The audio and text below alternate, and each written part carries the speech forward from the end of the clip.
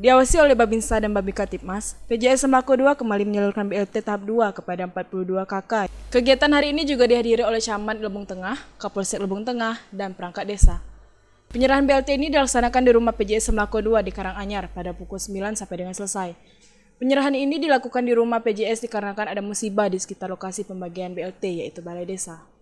Pembagian BLT berlangsung tertib, tepat sasaran, dan beberapa penerima BLT rata-rata di atas usia 70 tahun.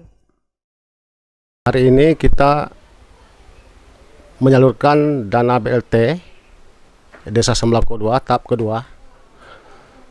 Berjumlah orangnya 42. Jadi untuk tahap 1 sudah, tahap 2 tinggal di tahap 2 kan. Jadi tahap 3-nya nanti kalau sudah selesai tahap 2 ini kita ajukan tahap kedua, tahap 3. Jadi jumlah orangnya 42.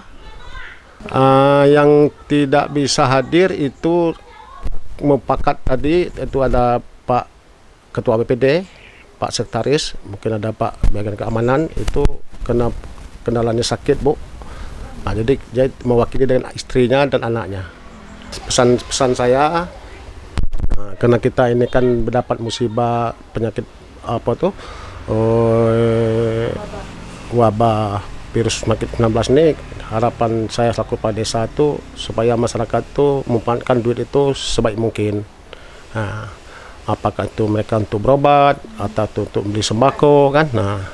Untuk penerima BLT yang sakit, Pemdes Sembako 2 melakukan kebijakan dengan cara diwakili oleh keluarga penerima BLT tersebut. Dan untuk penerima BLT yang tidak ada perwakilan, Pemdes Sembako 2 yang akan mendatangi rumah penerima BLT. Nisa Yono melaporkan.